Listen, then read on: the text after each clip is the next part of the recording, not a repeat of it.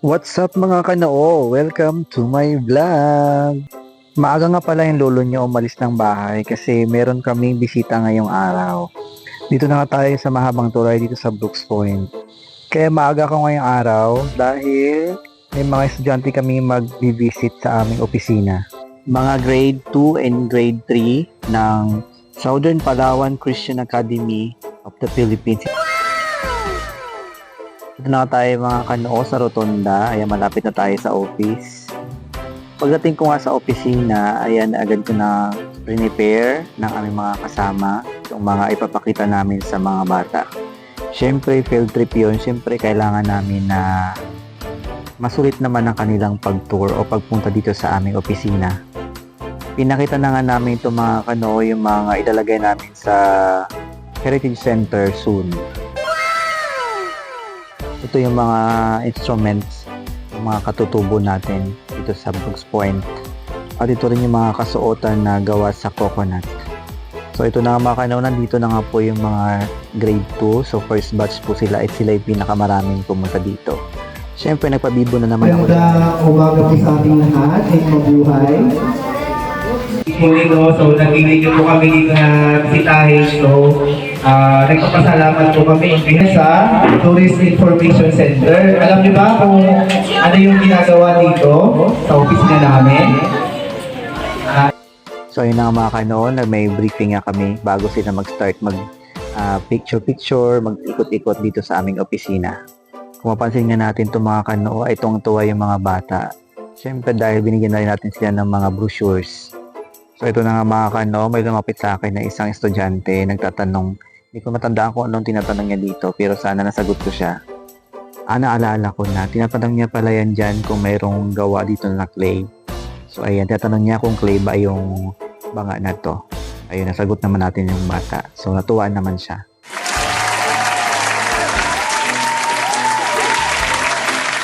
Kayo pala ay grade? Wow! Nakikita niyo ba yung ating mga display? Ano ang sabi niyo? Wow! Galing. Pwede mong tanong sa amin kung ano yung gusto niyo pang ibang malaman. Dito po si Nanay Merly. Hey, hi. Then si Ate Carmelita, yung naka-grade na, D-I-N, Ate Maricar. Yun. O diba, pabibo na naman ang lolo nyo.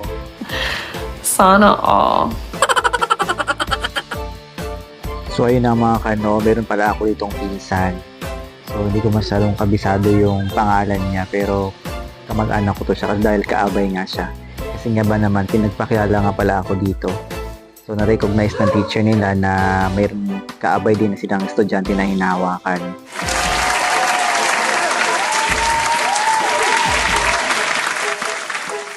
So ayun na nga mga kano, tingnan mo naman, tuwang-tuwa rin talaga yung mga bata na nakikita nila yung mga atin pong mga display. Ayan. Sana all. So ayun na nga mga kano, inassist na nga ni Nanay Merly at in-explain niya nga sa mga bata kung saan gawa yung mga damit na itong nakadisplay dito. So ayun na nga mga kano, may nakapansin nga dito na may nakalagay na cellphone na nagbi-video. Nakita nga ng isang estudyante. Ayun, mamaya-maya binalikan niya ulit, nag-hi siya. Hello! Sabi niya siguro nagbablog na naman si Seth. At nagkaway-kaway na naman siya ulit. Hi! Sana all. Malapit na nga matapos yung batch 1. So yan, nag-selfie-selfie na naman ang lolo nyo. Ayan, pagbigyan nyo na. So ito na nga sila. Ayan. Konti lang sila dito kasi nakalabas na yung ibang mga estudyante. After nga niyan, yung second batch na naman, ito yung grade 3 naman na pumapasok. Nag-briefing na naman po para ako dyan mga kanoo dahil second batch niya sila. After ko nga sila mag-briefing dyan mga kanoo, ayan, nag-start na sila mag-ikot-ikot, mag-picture-picture. Ang dami nga pala dyan mga tanong mga kanoo yung mga estudyante. Mga English pa naman sila. So, nosebleed na naman ang lolo nyo. Ito na nga mga kanoo, in-explain na nga ng kanilang teacher itong item na to dahil nga na-curious na sila kung ano ba talaga ito.